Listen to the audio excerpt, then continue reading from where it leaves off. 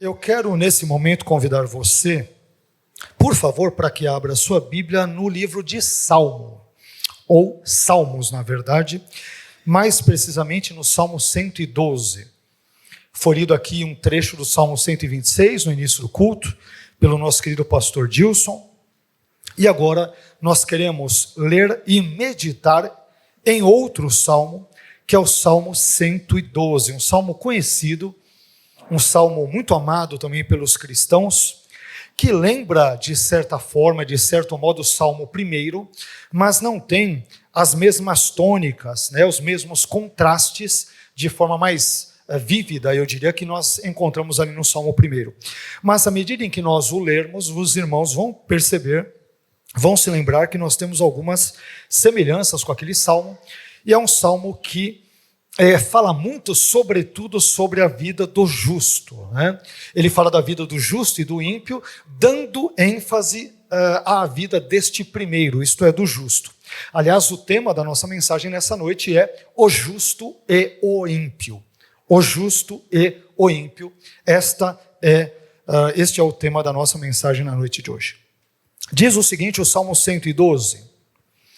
Aleluia! Bem-aventurado aquele que teme ao Senhor e tem grande prazer nos seus mandamentos.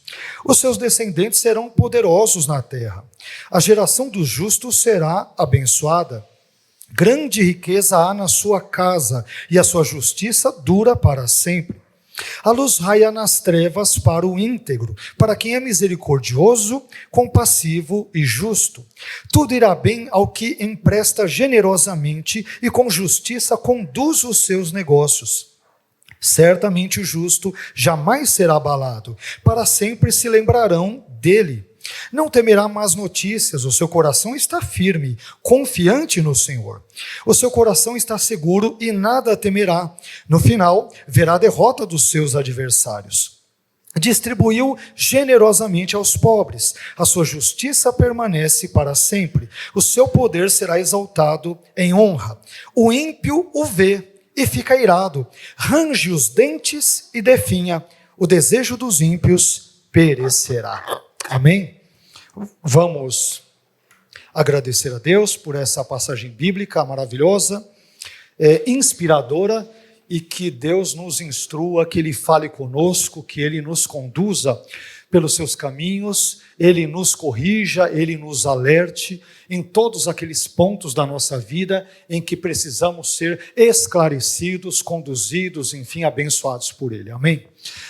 Pai, é um prazer estar aqui na sua casa mais uma vez, juntamente com os nossos irmãos, com os visitantes que também nesse momento alegram a nossa vida, nesse momento ficamos felizes por vê-los e suplicamos, Senhor, nesse momento também a sua bênção, a sua presença em nossa vida, através da nossa vida, de modo que esse texto que acabamos de ler, consigamos também expor, também de maneira a extrair as verdades, as lições, os ensinamentos, instruções preciosos presentes nesse texto. Abençoe a nossa vida nesse momento, que a nossa mente, os nossos pensamentos, os nossos sentimentos se inclinem, que a nossa atenção se incline nesse momento para o Senhor e sobretudo para a sua palavra, para a sua voz. Queremos ouvir a sua voz, acabamos de cantar também a sua grandeza, Senhor, a sua majestade, a sua salvação, os seus feitos, as suas obras, mas queremos agora ouvir a sua voz, queremos ouvir a sua palavra, para que esta entre, Senhor, no nosso coração, essa venha penetrar cada um dos poros da nossa vida, de modo que nós sejamos, mais uma vez, transformados, abençoados, impactados pelo poder que há na sua palavra. Fique conosco, fale ao nosso coração, ao nosso intelecto, a todo o nosso ser, e que sejamos impactados e transformados pela sua voz, pela sua palavra. É o que te pedimos, em nome de Jesus. Amém. Deus abençoe. Por favor, pode se assentar.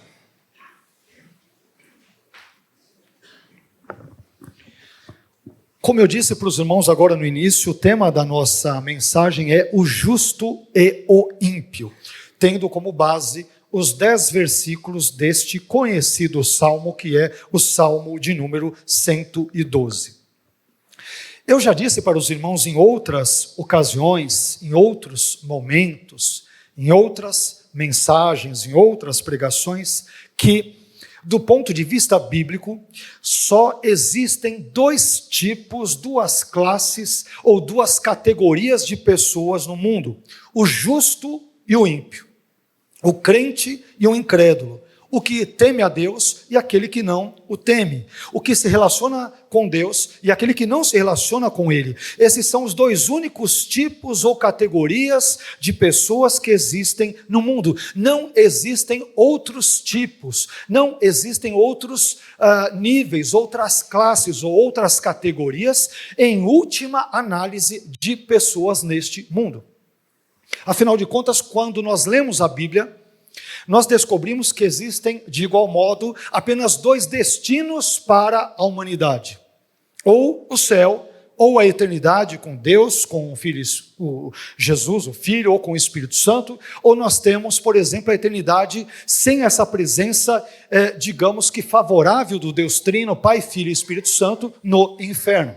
E, portanto, isto significa, de forma muito clara, muito contundente, que existem apenas dois tipos de pessoas no mundo.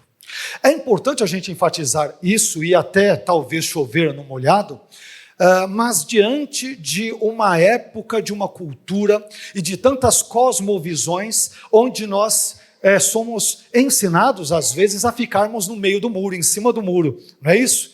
Não, acerca disso eu não opino, acerca desse assunto eu não me manifesto, acerca disso eu percebo ou prefiro uma via média, eu prefiro ficar em cima do muro. Ok, em certas coisas neste mundo, eu diria que nós até podemos, aqui ou ali, dependendo dos temas, dependendo dos assuntos, dependendo dos elementos ali citados, dos conceitos ali presentes, a gente até pode seguir uma via média, uma terceira via, ok, em termos filosóficos, em termos teológicos, ok, isso é possível.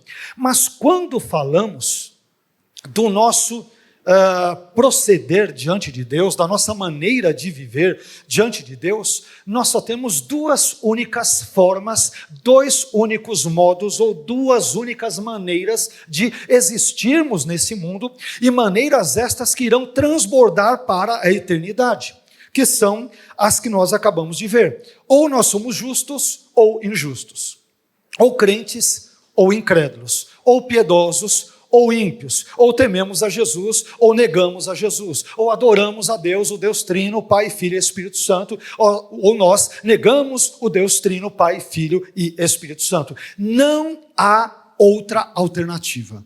Não existe outra alternativa. E o salmo que nós acabamos de ler, ele irá nos apresentar, como eu disse aos irmãos, o perfil tanto daquele que teme a Deus, quanto o perfil daquele que não o teme, dando uma atenção especial, 90% do salmo, digamos, dará uma atenção especial àquele que é temente a Deus. Então, preste bem atenção nesse texto, nessa exposição que nós apresentaremos, e que Deus a use para abençoar a sua vida e para, mais uma vez, nos instruir nos seus caminhos. Indo para o texto, nós descobrimos primeiro quem é o justo. Esse texto, como nós acabamos de mencionar, em 90% do seu tempo ou do seu texto, ele falará sobre o justo, as características do justo, como vive o justo e quais são as bênçãos que acompanham a vida desta pessoa que é justa, que é correta, que é íntegra diante de Deus. Bem, nesse texto que nós lemos, meus irmãos, o justo é descrito como sendo possuidor ou portador de duas qualidades, muito simples, muito óbvias. Qualquer cristão que tenha 1 ano de igreja, ele já sabe disso. O neófito já sabe disso, quanto mais o crente mais maduro, digamos, na fé, ou mais experiente na fé.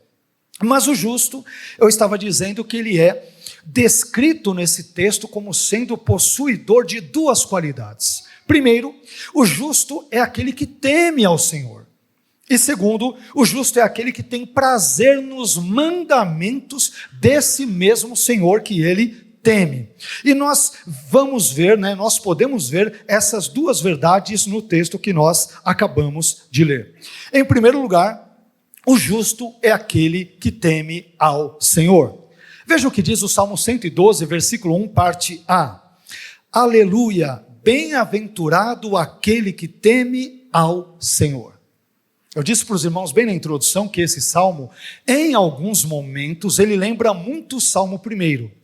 É que o Salmo 1, ele contrasta de forma mais clara, mais declarada, mais contundente, mais óbvia, as diferenças que existem entre piedosos e impiedosos, entre crentes e descrentes, entre justos e ímpios. Esse texto, ele de certa forma, ele reproduz, ele reverbera, ele ecoa o que diz no Salmo 1, mas ele dá muito mais ênfase ao justo, à figura da pessoa que teme a Deus. E ele vai dizer, em primeiro lugar, como ouvimos aqui, que o justo é aquele que teme ao Senhor. Meus irmãos, temer ao Senhor é importante dizer que não significa ser teofóbico. É a pessoa que tem fobia de Deus. Tem gente que mais ou menos, nos dias de hoje, tem muitas fobias, não é isso? O sujeito tem aversão àquilo outro, tem asco àquilo lá. Não, eu detesto igreja, tudo que lembra Deus, né? Detesto Deus, detesto Bíblia, detesto igreja, detesto essas coisas de crentes, culto, liturgia, louvor, porque aquela velha e incorreta ladainha e mentirosa ladainha, em que pese seja verdade em alguns contextos, infelizmente, né, aquela ideia de que o pastor só pede dinheiro, só quer saber de dízimo, só fala disso, é só teologia da prosperidade. Infelizmente isso é verdade em algumas igrejas, não é verdade em todas as igrejas, como nós muito bem sabemos, a exemplo da nossa comunidade, que não é um exemplo de perfeição, é composta de pecadores como qualquer igreja, mas não temos aqui esse tipo de ênfase pela graça, pela misericórdia de Deus. Mas, mais uma vez, meus irmãos, temer ao Senhor não é ser teofóbico. Temer a Deus não significa ter aversão à divindade ou ter medo da divindade. Temer a Deus significa, na verdade, reconhecer Deus como o supremo Senhor, o supremo ser, o supremo Criador do universo. Temer a Deus significa respeitar o Senhor e reverenciá-lo como tal. Temer a Deus significa obedecer ao Senhor e se submeter a Ele, à sua palavra, aos seus ditames, aos seus ensinos, às suas instruções e assim por diante. Temer a Deus significa cultivar um relacionamento correto de amor com Ele. Isso é muito importante porque vivemos numa época em que muitas pessoas, não apenas jovens, não nos enganemos, pessoas adultas, pessoas até mesmo idosas, são muitas vezes irreverentes quando o assunto envolve o sagrado. Não é isso?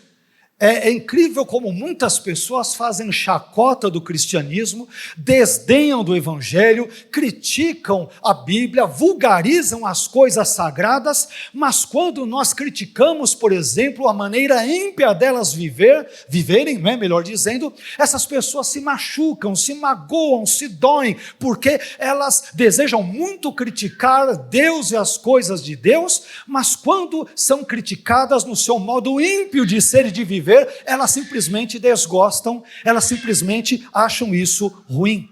Mas quando lemos esse texto, nós descobrimos que é bem-aventurado, ou seja, feliz, aquele que teme ao Senhor. Já dissemos em outros momentos que esse é o segredo da felicidade conforme Deus, conforme a palavra de Deus, de acordo com os padrões de Deus. O segredo da felicidade é temer a Deus.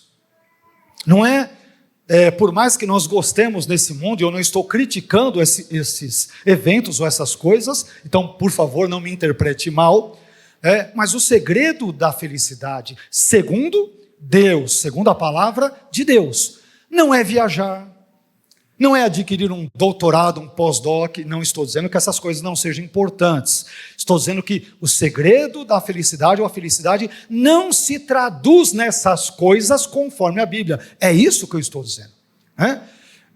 ter um marido abençoado, uma família abençoada, uma mulher abençoada, isso tudo é bênção? Mas ainda não é o que é o critério para entendermos o que é ser feliz ou não ser feliz. Ser feliz, conforme os padrões de Deus, é temê-lo, é respeitá-lo, é reverenciá-lo, é adorá-lo, é agradá-lo, é bendizê-lo, é se relacionar com ele, é respeitá-lo. Isto é ser feliz de acordo com os padrões e os paradigmas propostos por Deus, presentes claramente na sua palavra. Isso é ser feliz. Portanto, em primeiro lugar, o justo é aquele que teme a Deus. Meu irmão, se você teme a Deus, de acordo com as Escrituras, você é uma pessoa justa. Por mais que continue sendo pecadora, você é justo.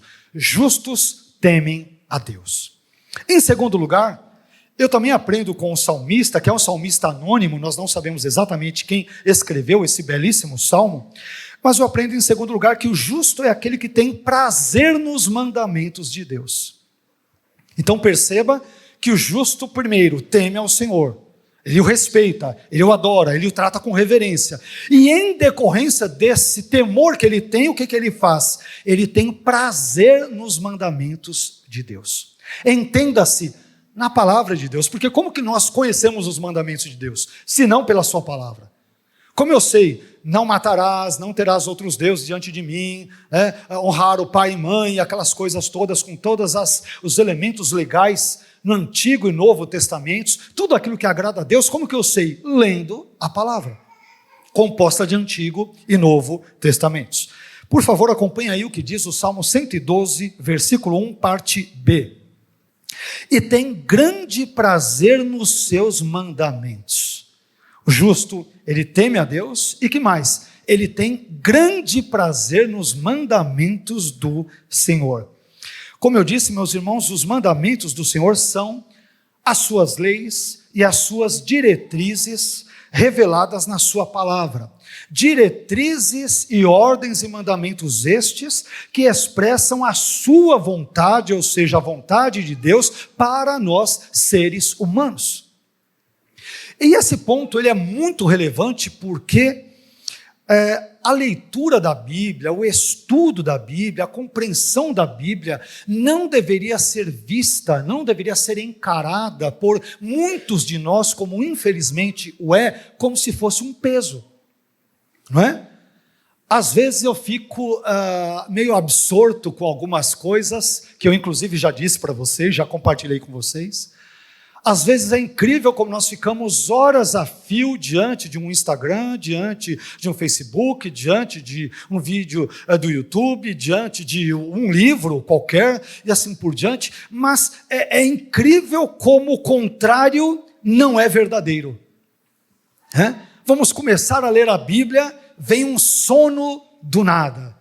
É engraçado que esse sono, ele é repreendido diante da Netflix. Eu tenho que orar a Deus para Deus revelar qual é o segredo, né? O sujeito assiste 10 horas, eu vou maratonar na Netflix, 10 horas e o sono foge.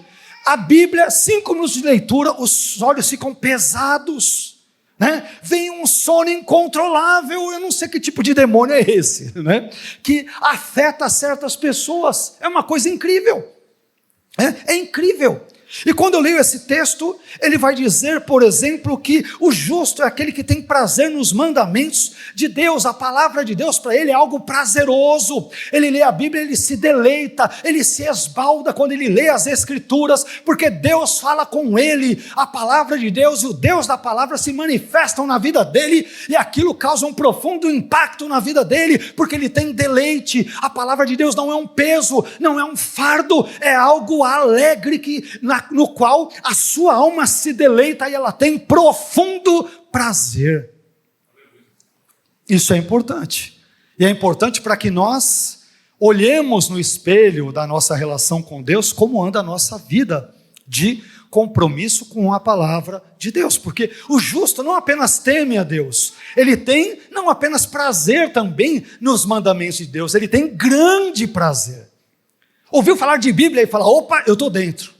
Ouviu falar dos assuntos de Deus, ele fala, opa, eu quero para a minha vida, eu quero, é isso que eu quero para a minha vida. Por quê, meus irmãos? Porque são estes assuntos narrados na Bíblia que irão nos acompanhar por toda a eternidade. Ou você pensa que na eternidade vai ter o quê?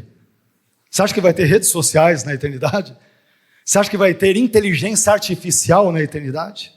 Você acha que vai ter redes sociais, internet, todas essas questões ali, tecnológicas na eternidade? Sinto lhe dizer que não haverá. Pelo menos se haverá, a Bíblia não revela absolutamente nada sobre isso. Então, é importante termos em mente que o justo é aquele que, em segundo lugar, tem prazer, tem deleite, tem alegria nos mandamentos do Senhor, que são expressos na sua palavra.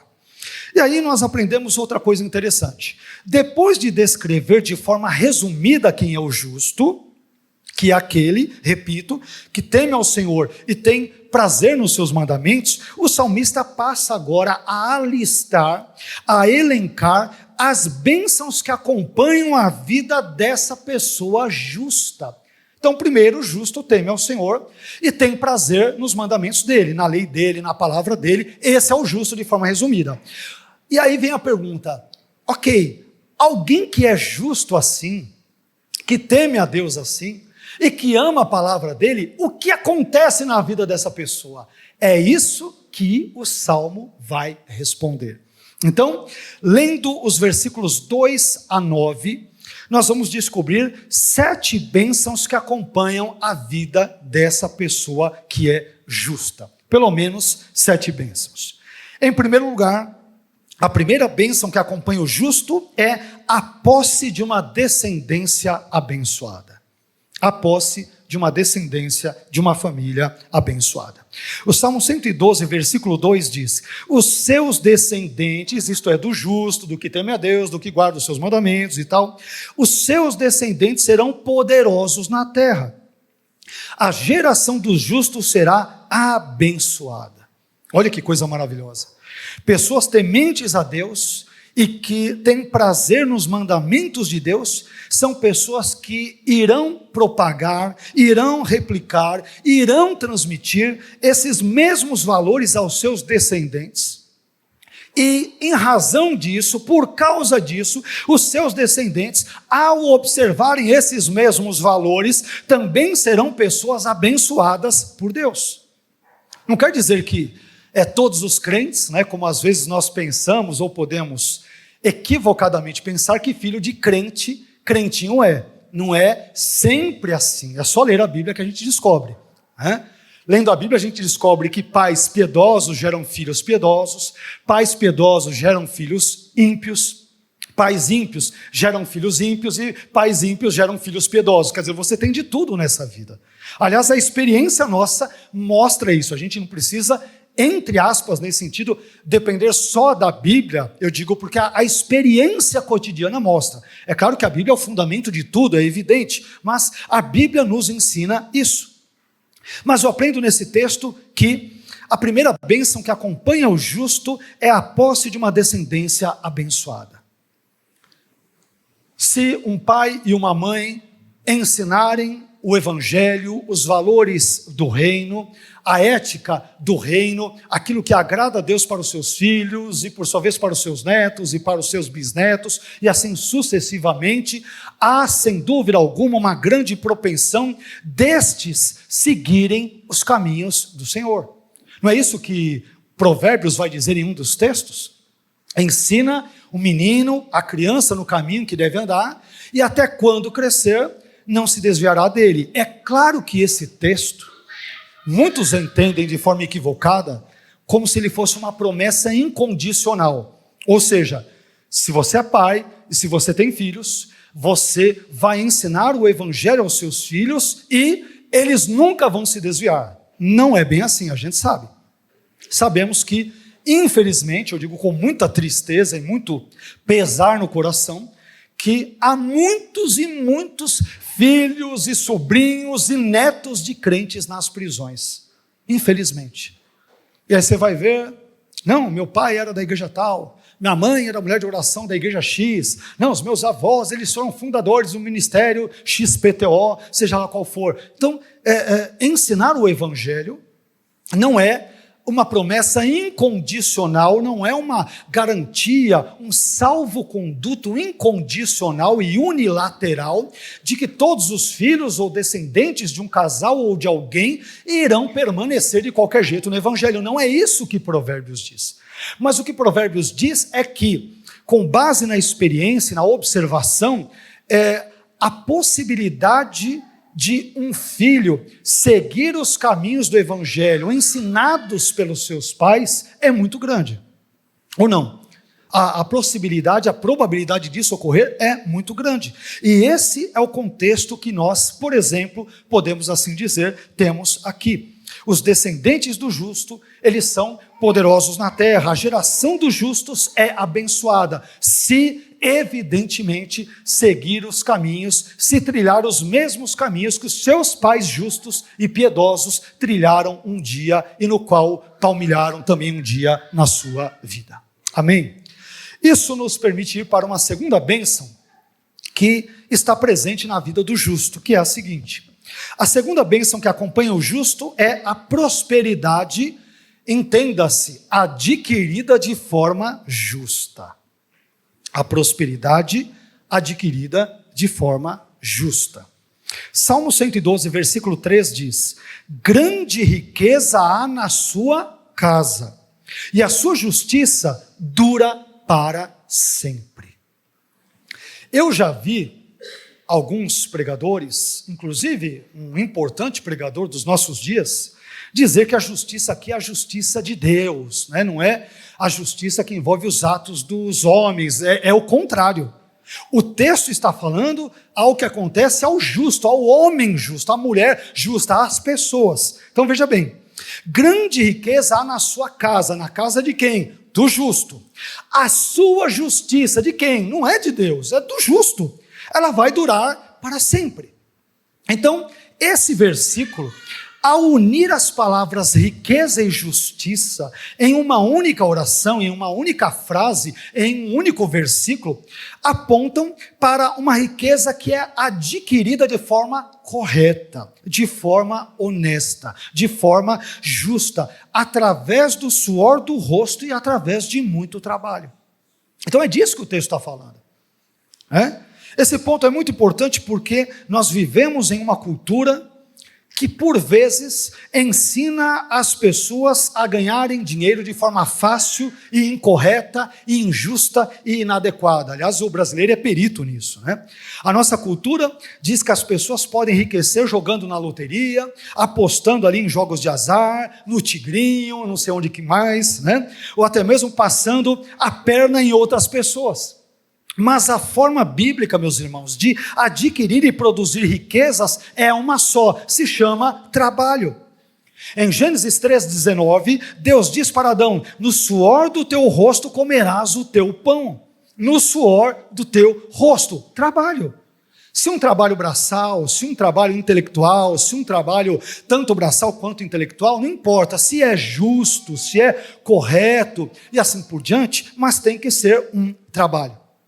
E mais uma vez, infelizmente nós vivemos em uma sociedade que nos ensinou e nos ensina a enxergarmos o trabalho de forma negativa. Até mesmo na nossa cultura aqui tupiniquim, eu não sei se acontece exatamente com você, mas eu sei que acontece a muitos e muitos brasileiros, muitos, não poucos, e eu incluiria muitos crentes nesse pacote. Quando nós vamos chegando nesse horário do domingo, ocorre aquilo que alguns especialistas chamam de síndrome da segunda-feira, não é? Já vai chegando domingo à noite, de repente está com aquele jantar com a família, bate uma tristeza no coração, parece que é um demônio, eu estou brincando, né? Mas parece que é uma coisa ruim, você fala: meu Deus, amanhã é segunda-feira. Oh Jesus, passa de mim esse cálice, né? Se eu puder, Senhor, eu tenho que trabalhar amanhã, eu tenho que acordar cedo. E fora alguns adjetivos que vez por outro usamos.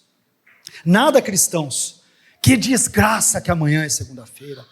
Que tragédia que amanhã é segunda-feira. Meu Deus, amanhã eu tenho que acordar cedo para ir trabalhar e não sei o que, não sei o que lá. Meus irmãos, o trabalho é bênção de Deus. Eu não estou dizendo que todo tipo de trabalho seja uma bênção, mas o trabalho em si, o conceito de trabalho é uma bênção de Deus. O trabalho é uma bênção de Deus. Aliás, o livro de Jó vai dizer que o homem nasce para o trabalho. Olha que coisa interessante. E Paulo ainda vai criticar os crentes da igreja de Tessalônica, certamente por pensarem que Jesus poderia voltar a qualquer momento. Então muitos deles estavam já abandonando o trabalho e nem queriam mais saber de trabalhar. E aí Paulo, de forma muito educada, ele vai dizer: olha, quem não quer trabalhar, que não coma também. Quer dizer, você quer comer, quer beber, quer usufruir das coisas da vida e não quer só o rosto, não quer trabalhar, não quer arregaçar as mangas, não quer produzir, não quer acordar cedo, não quer ralar. Que história é essa? Então, meus irmãos, infelizmente, nós vivemos em uma sociedade que nos ensina que o trabalho é um fardo, é uma maldição, é um peso, é uma coisa ruim. Mas o trabalho, mais uma vez, de uma perspectiva bíblica, da perspectiva de Deus, é uma bênção, é uma coisa boa. Portanto, se a sua prosperidade material, ela se dá de forma justa, de forma correta, de forma honesta, então glorifique a Deus por isso, porque a bênção de Deus está sobre a sua vida. Amém? Então nós temos que aprender, enquanto cristãos, a não sermos contaminados com certas perspectivas, com certas cosmovisões que amaldiçoam o trabalho, que detonam o trabalho, que acabam com o trabalho como se fosse uma coisa ruim. De novo, o trabalho da perspectiva bíblica, da perspectiva de Deus. Não estou falando sobre trabalhos injustos, desonestos, falcatruas, não é disso. Eu estou falando sobre trabalhos justos, honestos, dignos, claro, Esse tipo de trabalho, obviamente, glorifica a Deus e abençoa a vida dos servos dele. Amém? Isso nos permite aprender, em terceiro lugar, algo que inclusive nós usamos essa linguagem no louvor, mais uma vez. Embora o louvor falasse em outro sentido desse assunto, mas a expressão usada é quase idêntica àquela que eu vou ler. Eu falei, olha só que coisa interessante. Em terceiro lugar, a terceira bênção que acompanha o justo é o cuidado divino em meio às dificuldades. Olha que coisa maravilhosa. A terceira bênção que acompanha o justo, que é aquele que teme a Deus, aquele que tem grande prazer nos mandamentos dele, o que é? O cuidado divino em meio às dificuldades. Veja o que diz o versículo 4, Salmo 112, versículo 4. O salmista diz: a luz raia nas trevas para o íntegro, para quem é misericordioso, compassivo e justo. Você percebeu? O que acontece para o justo? A luz raia, ela resplandece nas trevas. Aqui a linguagem, meu irmão, obviamente não é literal. O salmista não está falando de luz do sol ou de trevas no sentido climático, ou geológico, ou alguma coisa do gênero. Ele está falando no sentido metafórico. Ou seja, no momento de trevas, no momento de dificuldade, no momento de escuridão, que é uma metáfora muito usada vez por outra na Bíblia, o que acontece para o justo? A luz raia, a luz resplandece. É como se Deus desse um escape, Deus abençoa, Deus dá graça, Deus, ele de alguma forma se manifesta presente quando o justo passa por momentos de trevas na sua vida. Que lição maravilhosa, que lição maravilhosa. Perceba que Deus não promete, e isso a gente tem dito com frequência aqui nos cultos, perceba que Deus não promete isenção de trevas na vida do justo. Não, você é crente, pertence a Jaboque, pertence a qualquer tipo de igreja, denominação, olha, as trevas, escuridão, desgraça, boletos, são todos automaticamente repreendidos. Seria bom se fosse assim, Ou não. Mas perceba que Deus não promete isenção de trevas na vida do justo. Mas Ele promete o resplandecer da luz em meio aos momentos de escuridão, em meio aos momentos de dificuldade. Meus irmãos, Deus não promete que irá nos isentar do vale da sombra da morte, mas Ele promete que a sua presença estará conosco quando passarmos por este vale. Como alguém já disse de forma muito sábia, Deus não nos prometeu um voo tranquilo, mas nos garantiu uma aterrissagem segura. Durante o voo desta vida, sem dúvida alguma, nós vamos enfrentar mau tempo, tempestades, turbulências e vendavais, mas Jesus é o piloto da nossa vida e por isso Ele nos conduzirá a uma aterrissagem segura e a um pouso bem-sucedido, porque Ele estará comigo e com você. Amém, irmãos? Então, na vida cristã, nós não teremos isenção de trevas, imunidade contra a escuridão, blindagem contra enfermidades, aflições ou adversidades. Mas o que nós teremos na vida cristã? A luz irá raiar em meio às trevas. Nós podemos andar pelo vale da sombra da morte, mas não tememos, não é porque Deus necessariamente nos tira do vale ou nos tira da sombra, mas porque Ele está conosco, a vara e o cajado dele nos consolam. E é por isso que nós o glorificamos, é por isso que nós o engrandecemos, porque o justo, ele desfruta do cuidado divino em meio às dificuldades da sua vida. Olha que bênção. Deus não necessariamente repreende as nossas trevas, Ele não repreende necessariamente a nossa escuridão, eu digo em termos metafóricos, ou seja, os problemas, as adversidades, as angústias, os males desta vida, mas Ele nos assegura que a sua luz, o seu escape, a sua presença se manifestarão em nossa vida, em meio à escuridão e às trevas, por meio das quais eventualmente eu e você passarmos. Deus estará com você, comigo, conosco, não porque mereçamos, mas porque Ele é grandioso e gracioso. Isso nos permite avançar um pouco mais no nosso texto e irmos para uma quarta bênção que nós encontramos aqui, quarta das 7 bênçãos que, por exemplo, acompanham a vida do justo no Salmo de número 112. Em quarto lugar, a quarta bênção que acompanha o justo é a vida bem-sucedida em razão do seu caráter, isto é, do caráter do justo. Então, a quarta bênção que acompanha o justo é a vida bem-sucedida em razão do caráter do justo, em razão da vida justa que ele leva. Veja o que diz o Salmo 112, versículo 5. Tudo irá bem ao que empresta generosamente e com justiça conduz os seus negócios. Mais uma vez, uma grande bênção nós encontramos aqui. Observe que, de acordo com esse versículo, o justo tem uma vida bem-sucedida por 2 razões.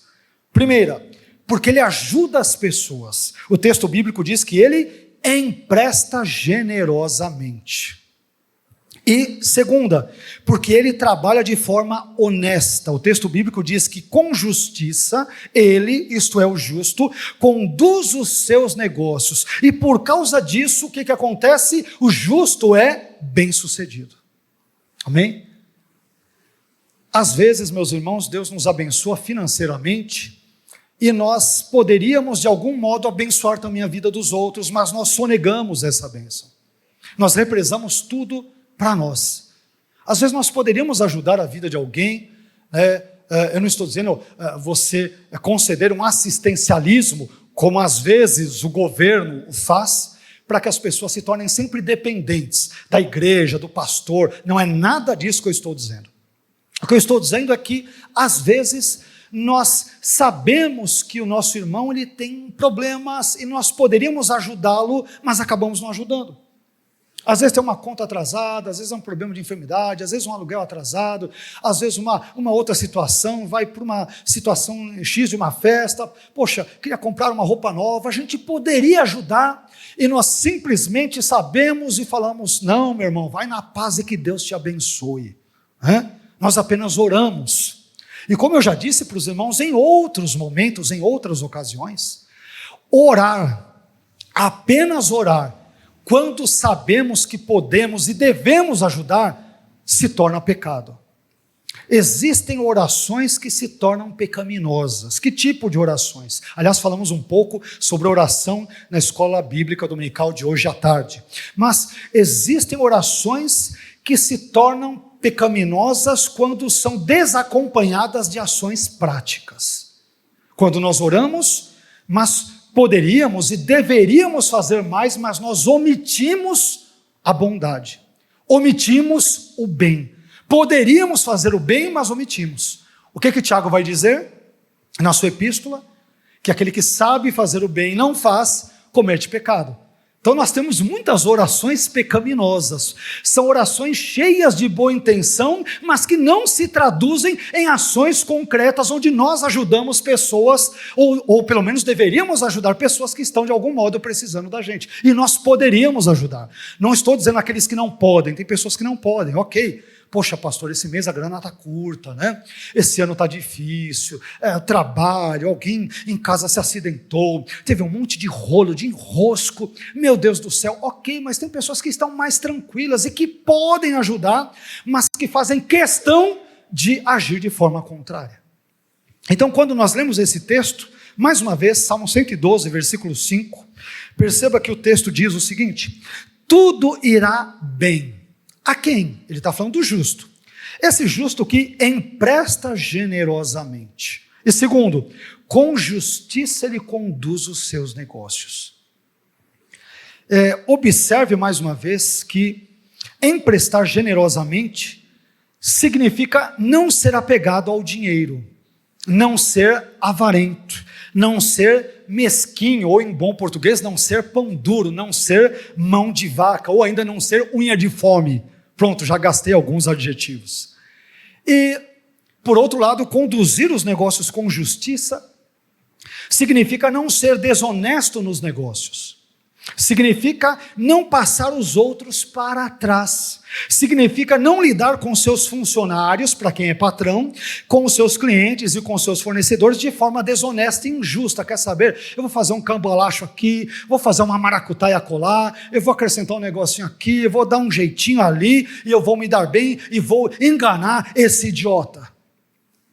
Porque esse mundo é dos espertos. Não, o mundo não é dos espertos. O mundo é de Deus, né? A terra é do Senhor, a sua plenitude, e o mundo e aqueles que nele habitam, tudo é de Deus. Então esse mundo não é dos espertos, esse mundo é do Deus Todo-Poderoso, Pai, Filho e Espírito Santo.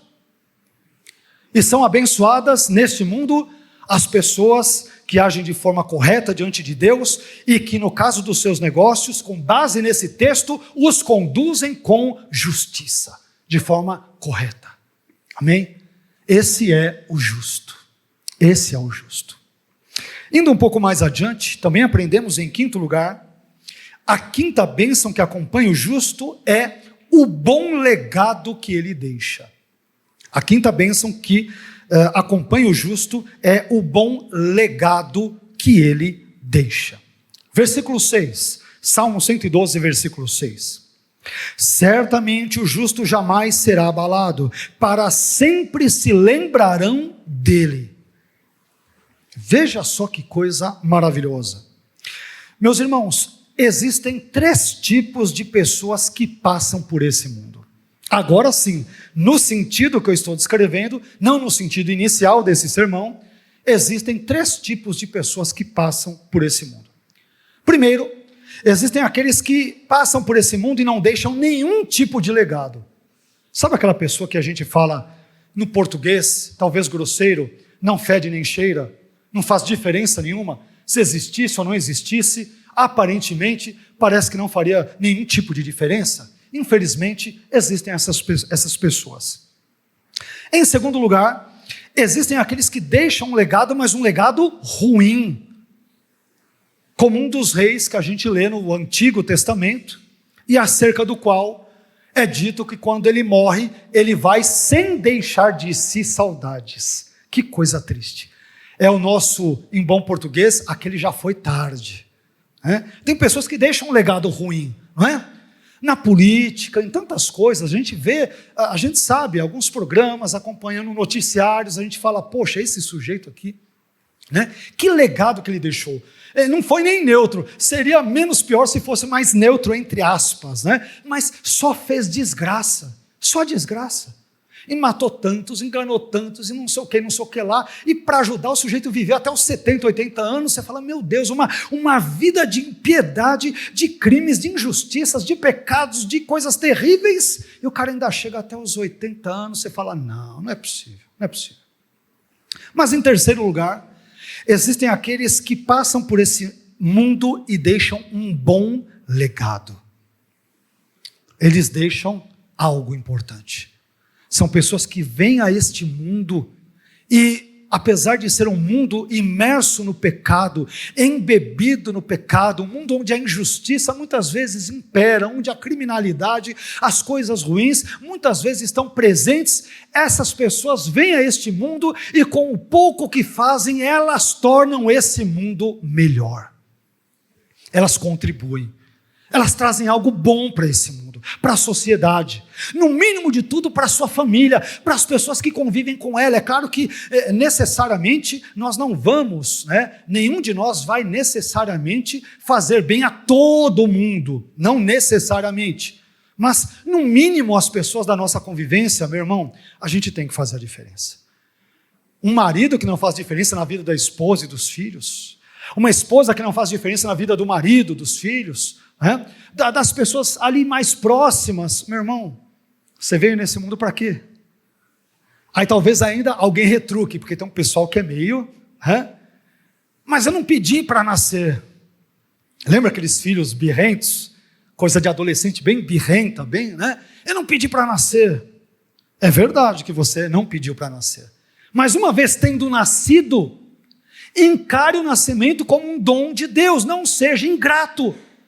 Porque muitos foram abortados, gostariam de estar no seu lugar, ter o pai que você tem, a mãe que você tem, o cuidado que você tem, estar na igreja onde você está, ter o seu trabalho, ter a sua cultura, ter o seu conhecimento, ter o seu dinheiro, e essas pessoas não vieram a esse mundo.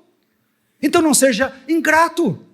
Se nós estamos, nenhum de nós pediu, é óbvio, para vir a esse mundo, mas se aqui estamos, é porque nós estamos usufruindo da doce providência divina. Irmãos, isso é maravilhoso. Você já pensou em se ver, em se olhar com esse tipo de olhar? Poxa vida, eu, fulano de tal, seja quem for, José, Maria, João, Pedro, enfim, quem estiver aqui, o seu nome, você já parou para pensar nisso? Eu poderia simplesmente não ter existido. Eu poderia simplesmente, por N razões, não ter nascido.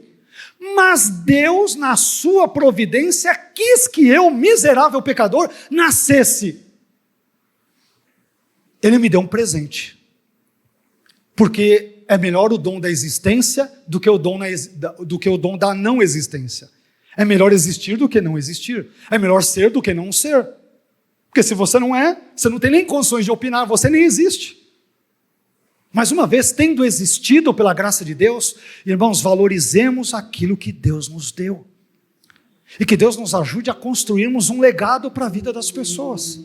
Olha, aquele irmão, quando ele chegava, ele alegrava o ambiente.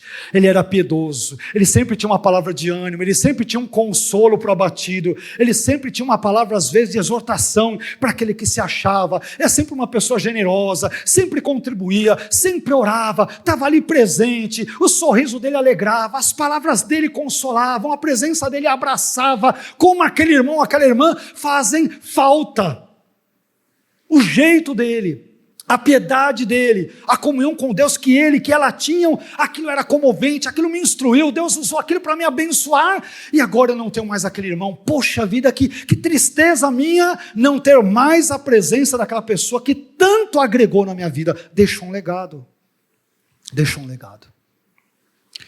Meu irmão, o justo, ao contrário dos outros dois tipos de pessoas que nós mencionamos, é aquele que deixa um bom legado na sua família, no seu trabalho, nos seus relacionamentos interpessoais e na sociedade onde ele vive. Ele deixa um rastro, não um rastro de impiedade, não um rastro ruim, não um rastro negativo e de destruição. Ele deixa um rastro positivo e abençoador por onde ele passa, na sociedade onde ele vive.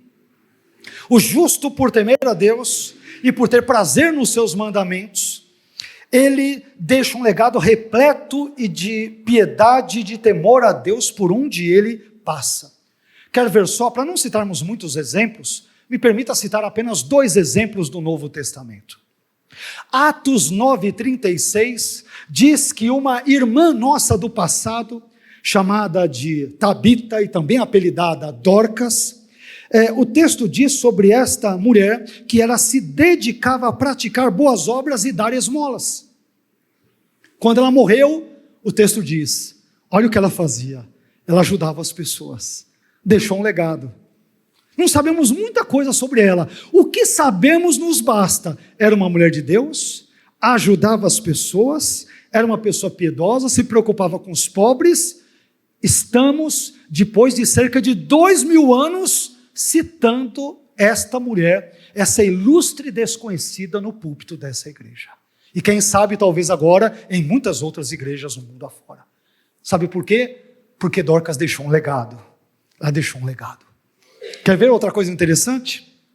Apocalipse 14:13 diz, bem-aventurados ou felizes os mortos que desde agora morrem no Senhor, ou seja, mortos crentes. Sim, diz o Espírito, para que descansem dos seus trabalhos e as suas obras os sigam. O sujeito morreu, era crente, o que o texto diz? Ele é feliz, porque aquilo que ele plantou será colhido, aquilo vai acompanhá-lo. Amém? Deixou um bom legado. Meu irmão, que legado você tem deixado ou pensa em deixar, por exemplo, quando você partir desse mundo? Que tipo de legado você pensa em deixar? Inevitavelmente, não se esqueça, existem 3 tipos de pessoas, como nós mencionamos. Aqueles que não deixam legado nenhum, parece que vem esse mundo a passeio. Aqueles que deixam um legado horrível, só tragédia por onde passam. E tem aqueles que deixam um bom legado. Tem pessoas cuja memória nós lembramos com carinho. Quando eu penso em Paulo, eu falo, foi uma bênção esse homem de Deus. Nos legou metade do Novo Testamento, e não apenas isso. Antes de se converter, é verdade, era um terrível ímpio e tal, perseguia a igreja, mas quando se converteu para valer, e com isso Paulo me ensina que a conversão não deve ser aparente, a nossa conversão deve ser genuína. Ele deixou um legado, valeu a pena, amém? Valeu a pena ter vivido. Eu tenho a impressão que muitos de nós, às vezes, nós não vivemos, nós apenas existimos. Parece que passamos por aqui, mas não estamos nem um pouco preocupados em deixarmos um legado duradouro para as pessoas. Poxa, aquele sujeito, aquele fulano, aquele ciclano, sempre tinha algo bom para compartilhar. Sempre tinha algo para agregar. Eu fui instruído pela vida dele, pela piedade dela, pela vida de oração dele, pelo temor a Deus dela. Aquilo sempre me motivou a permanecer no caminho. Eu fui e continuo a ser muito abençoado pelo legado que fulano, cicrano e beltrano me deixou. Amém, irmãos? Esses e outros textos bíblicos que nós citamos, de Atos, de Apocalipse, enfim, eles deixam claro que o justo deixa um rastro de bênçãos por onde ele passa. Nós falamos muito sobre sermos abençoados, mas muitas vezes nos esquecemos de que Deus nos chamou para sermos bênçãos na vida dos outros. Porque tem crente que cai entre nós, né? É só a graça. Parece que ele não entendeu isso. Ele não entende que ele tem que ser um canal de bênção na vida dos outros. Tem crente que você fala, meu Deus, né? Mas o meu vizinho é crente, mas ele faz isso e aquilo. Você fala, seria melhor não ter esses tipos de vizinhos. Às vezes, que dão mais um depoimento, um testemunho contrário ao evangelho do que a favor do mesmo. Irmãos, isso é para nós tomarmos cuidado com a nossa vida. Isso nos leva ao 6º ponto, 6º e penúltimo ponto dentro desse nosso assunto, que é o seguinte.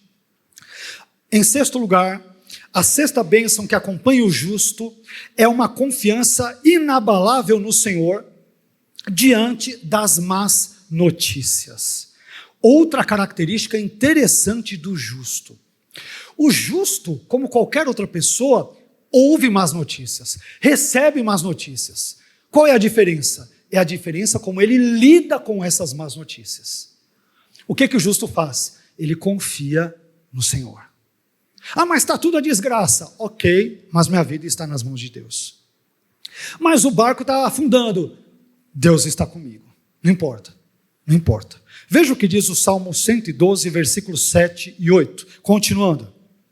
Tudo falando sobre o justo. São características e bênçãos que acompanham o justo. Versículos 7 e 8. Não temerá más notícias. O seu coração está firme, confiante no Senhor. O seu coração está seguro e nada temerá. No final, verá a derrota dos seus adversários. Esse sexto ponto, ele é muito parecido com o terceiro ponto que nós mencionamos atrás e que falou sobre a presença do cuidado divino em meio às dificuldades. Perceba, meu irmão, aqui que o justo não está imune às más notícias. Tem crente que pensa, não, pastor, o evangelho é boas novas, então más notícias eu repreendo. Tem notícias más que você pode repreender, pode espraguejar, pode plantar bananeira, pode fazer campanha, pode dar 7 voltas em torno da igreja, não vai adiantar nada, as más notícias vão continuar. Não adianta. Por quê? Porque isso faz parte da nossa vida humana. A vida humana não tem coisas boas apenas não, também tem momentos ruins. Jesus deixou claro que no mundo nós teríamos aflições. Isso é um fato da vida, não é uma opinião que estou emitindo, é um fato claramente constatável. Mas observe então aqui que o justo não está imune às más notícias. A questão, meu irmão, não é a isenção das más notícias, mas, mais uma vez, é a maneira como nós as encaramos. E o texto que lemos diz que o justo não teme as más notícias, porque ele confia no Senhor. Amém? Nós servimos a um Deus que é digno de confiança, que é digno de credibilidade. Nós devemos e podemos e devemos confiar nele. Até hoje, os rabinos no Talmud, que é uma compilação de um registro escrito que ele acaba reunindo vários elementos da tradição oral judaica. Até hoje no Talmud, em algumas tradições do judaísmo, os rabinos explicam a palavra amém. Eu sei que é de uma forma talvez um pouco mística, dizendo que a palavra amém, ela vem de um acrônimo em hebraico que significa El Melech Neeman, que quer dizer Deus, El Melech, é um rei, Neeman, confiável. Então sempre que um judeu pronuncia amém, ele sabe, Deus é confiável, vale a pena confiar nele, vale a pena crer nele, vale a pena acreditar nele, porque Deus é fiel, ele é confiável. Ele não é como os homens que mentem, não é como os homens que enganam. Deus, ele é confiável. Perceba que nesse texto é isso o que o salmista diz. O justo não temerá más notícias. Por que, salmista? Porque o seu coração está firme, confiante no Senhor. As más notícias vêm, a desgraça vem, a tragédia vem, o desemprego vem, a enfermidade vem, o salário baixo vem a pandemia, todos nós sofremos aqui e acolá, mas o que acontece? Deus continua reinando no seu trono, Ele continua sendo Deus e continua a agir na minha vida e também na sua vida. Meus irmãos, o justo sabe que não são as más notícias, mas é a providência do Senhor que conduz, que dirige e que acaba também norteando a sua vida. Portanto, o justo confia no Senhor, no seu agir providencial e no seu controle soberano sobre o universo. A nossa vida está onde sempre esteve, onde sempre estará, nas mãos desse Deus Todo-Poderoso. Confiemos nele, a despeito das más notícias. Mais cedo ou mais tarde as más notícias vêm, mas a boa notícia do Evangelho é que, a despeito das más notícias, eu e você estamos caminhando para um lugar que, de acordo com Apocalipse, capítulo 21 e versículo 4, lá não haverá mais choro, nem pranto, nem clamor, nem dor, porque todas estas coisas são passadas. As más notícias são coisas desta vida. Na eternidade, nós teremos apenas a boa notícia de que viveremos com Deus Trino, Pai, Filho e Espírito Santo, para todo sempre, pelos séculos dos séculos. Amém. Amém? Então, meu irmão, as más notícias são coisas desse mundo, fazem parte desse mundo. Não se assuste com as más notícias. Confie naquele Deus que nos legou a boa notícia do Evangelho, por meio do qual nós somos salvos, se nele crermos pela graça, em nome de Jesus. Isso nos leva à sétima e última bênção do justo nesse texto, que aparece no versículo 9. Mas a sétima bênção que acompanha o justo é uma memória honrada por causa da sua generosidade. A sétima bênção que acompanha o justo é uma memória honrada. Ele tem uma memória honrada por causa da sua generosidade. Veja o que diz o versículo 9, Salmo 112, versículo 9. O que o justo fez? Distribuiu generosamente aos pobres. Voltamos ao assunto visto anteriormente. E por causa disso, o que ocorre? A sua justiça, a justiça do justo, dos atos de justiça que ele fez. A sua justiça permanece para sempre. O seu poder do justo será exaltado em honra. Olha que coisa maravilhosa. Então, o justo, por viver uma vida de justiça, ele terá uma memória honrada por causa da sua generosidade. O justo, percebamos que ele não é egocêntrico, não é egoísta, ele não é individualista. Ele não pensa apenas em si mesmo, ele também pensa nos outros. Portanto, sempre que possível, ele, o justo, o piedoso, o temente a Deus, ele ajuda os menos favorecidos, e esse seu cuidado para com os outros, ele é visto diante de Deus como um ato de justiça que permanece para sempre. Diante de um mundo tão centrado em si mesmo, diante de um mundo tão ensimesmado, é importante, meus irmãos, que nós aprendamos, mais uma vez, a sermos generosos diante das pessoas.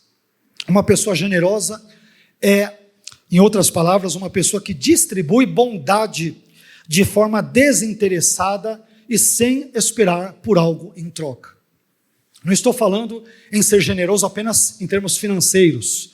Estou falando em ser generoso às vezes com o tempo, em emprestar o seu tempo, que é parte da sua vida, para ouvir o problema do outro. Emprestar os seus ouvidos para ouvir a dor do outro. Nós vivemos numa época onde todo mundo quer falar e quer falar ao mesmo tempo. São pessoas egoístas, só elas querem ter voz e vez. E muitas vezes não paramos para ouvir o outro. A sua dor, o seu lamento, o seu choro, as suas dificuldades e assim por diante. Que Deus nos ajude a termos ouvidos generosos. Não apenas a sermos generosos no ofertar, claro que isso é importante, quando, enfim, dermos ofertas ou dízimos, ou abençoarmos financeiramente a vida de alguém, mas sermos generosos emprestando um pouco do nosso tempo para ajudar o outro, emprestando os nossos ouvidos para ouvirmos a voz e a dor do outro. Amém? Que Deus nos dê generosidade em nome de Jesus. Mas depois disso tudo, e estou caminhando para o final, falamos muito sobre o justo. Eu falei para vocês que esse texto fala 90% dele sobre o justo. Vocês perceberam? E agora tem um versículozinho que ele dedica para o injusto, para o ímpio. Né? Quem é o ímpio? Quem é o injusto? Salmo 112, versículo 10. Diante disso tudo, olha como que o ímpio age. O ímpio o vê quem? O justo, e fica irado. Range os dentes e definha. O desejo dos ímpios perecerá. Que texto duro, né? O injusto, meus irmãos, ele é descrito aqui como sendo caracterizado por 4 posturas. Primeiro, o injusto é um mero observador da vida do justo. O ímpio o vê. O injusto vê o piedoso sendo piedoso, mas ele não age como ele não imita, ele só observa a vida dele, ele não pratica os mesmos atos de piedade dele. Segundo, o injusto fica irado com a vida do justo, ele fica nervoso, olha lá, e fica irado, range os dentes. Terceiro, o injusto sofre fisicamente devido à sua postura negativa diante do justo e definha. E quarto, o injusto ele acaba se dando mal, porque o texto termina dizendo que o desejo dos ímpios perecerá. Triste, né? 90% do salmo é dedicado ao justo e às bênçãos que o acompanham. E um versículo apenas, mas de forma muito contundente, as tragédias que acometem a vida do injusto. Por mais que ele passe nesse mundo aparentemente por bonanças, né? Como eu disse agora há pouco, aliás, pregamos semanas atrás sobre o Salmo 73, e a gente viu a tristeza de Asaf, o conflito de Asaf. Senhor, como é que pode?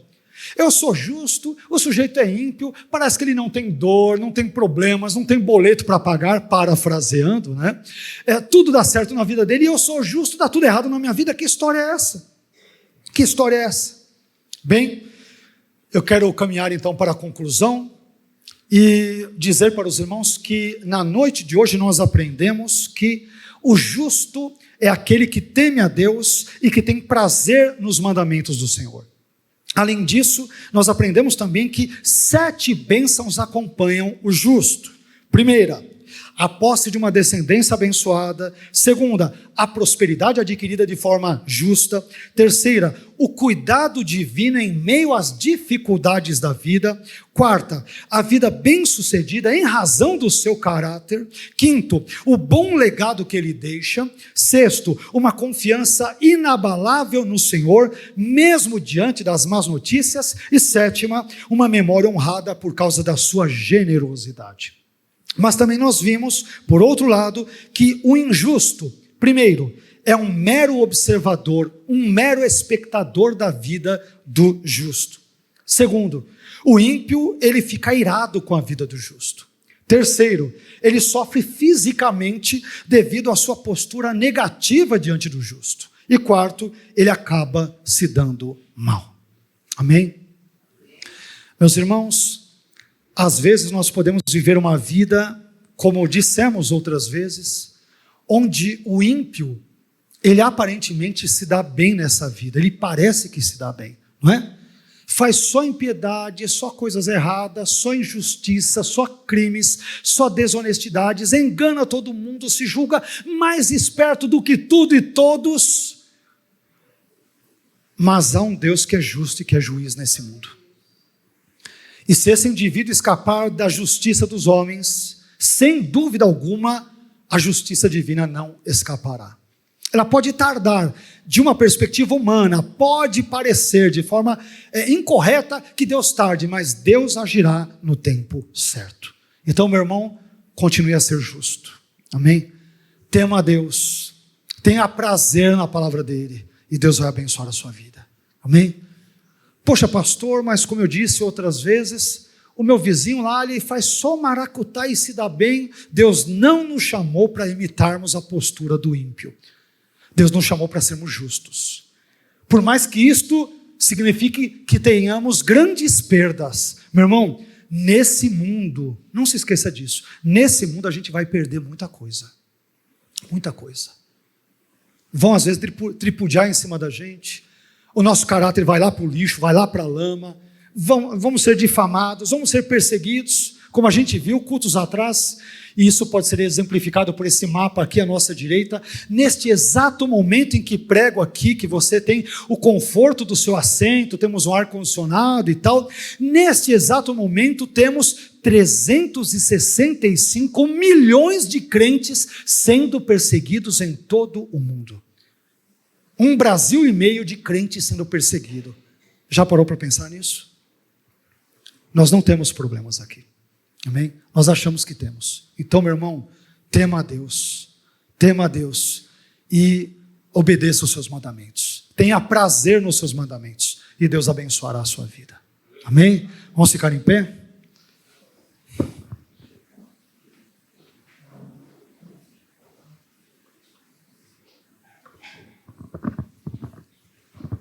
Vamos orar ao Senhor, vamos pedir que Ele nos abençoe. Amém? Diante de um mundo tão difícil como o nosso, onde nós às vezes temos a impressão de que estamos sendo passados para trás. E muitas vezes estamos mesmo. Por pessoas injustas, por pessoas desonestas, por falsos cristãos, falsos irmãos, como Paulo cita 2 vezes no Novo Testamento. Ele cita em 2 Coríntios e em Gálatas. Ele diz que passou muitas vezes perigo entre falsos irmãos. Infelizmente, esses estão presentes em muitas igrejas, né? Irmãos, na nossa vida nós temos problemas. E às vezes você pode se pensar ou pode ter pensado, poxa, pastor, mas vale a pena ser justo? Vale a pena ser honesto? Vale a pena ser fiel? Vale a pena ser correto? Vale a pena deitar a cabeça no travesseiro e dormir tranquilo? Mas eu continuo pobre, parece que as minhas coisas não andam, parece que minha vida anda atrás, eu tento fazer o certo e faço sempre o certo, mas só tomo na cabeça, como as pessoas costumam dizer. Meu irmão, vale a pena, porque aquele que nos prometeu a eternidade, Ele é fiel para cumprir tudo quanto nos prometeu. Amém? E esse Deus um dia haverá de nos buscar, e nós estaremos ali vivos, vivendo com Ele para todo sempre. E todas as provisoriedades, injustiças e maldades deste mundo não entrarão no lugar para onde eu e você estamos caminhando. Não entrarão. Tudo isso ficará de fora. Então, meu irmão, tema a Deus. Tenha prazer nos seus mandamentos. Você é crente. Você não é ímpio. Você não é injusto. É verdade que nós pecamos, mas você é homem de Deus. Você é mulher de Deus. Nunca se esqueça disso. Amém? Pai, eu quero te agradecer porque o Senhor falou conosco nessa noite de uma forma especial, de uma forma particular, por meio desse texto onde pudemos aprender coisas muito importantes, essas características da pessoa justa, que te teme, que tem prazer, grande prazer nos seus mandamentos, e que é abençoada, que é fiel, justa nos negócios, que se preocupa com o pobre, o menos favorecido e assim por diante. Senhor, eu te peço que o Senhor nos ajude para que nos enquadremos nas características dessa pessoa justa, temente a Ti, piedosa e que tem de fato compromisso com o Senhor, com a Sua palavra, com o Seu reino e com as Suas coisas. Senhor, nós estamos aqui na Sua casa, e nós carecemos da sua misericórdia. Nós precisamos do mover do seu Espírito Santo. Precisamos, Senhor, do seu perdão. Precisamos, sobretudo, nos enquadrarmos na sua palavra. Não é a sua palavra que deve se adaptar a nós, somos nós que devemos nos adaptar à sua palavra. Ajude-nos, Senhor, a nos adaptarmos às verdades presentes nesse maravilhoso Salmo 112. Ajude-nos a entendermos, ó Senhor, que nós somos justos. Nós não somos melhores do que ninguém, é verdade, nunca fomos, nem jamais seremos, mas nós servimos ao Senhor, que é um Deus todo-poderoso, um Deus providencialmente que em meio às nossas trevas, em meio à nossa escuridão, o Senhor faz resplandecer a sua luz, o Senhor nos dá consolo, o Senhor nos dá o seu bálsamo, o Senhor nos dá o seu amparo, o Senhor é um socorro bem presente no momento da nossa angústia, e nós te louvamos por isso. Eu não sei, Senhor, como os meus irmãos e irmãs estão aqui na noite de hoje, mas eu sei que o Senhor é poderoso para nos abençoar. O Senhor é poderoso para nos corrigir. O Senhor é poderoso para nos guiar pelos teus caminhos, para que sejamos cada vez mais pessoas que se enquadrem no padrão de crentes justos, Senhor, que agradam a Ti e que glorificam o Teu nome. Fique conosco, por favor, e abençoe a nossa vida. É o que nós te pedimos, em nome de Jesus. Amém.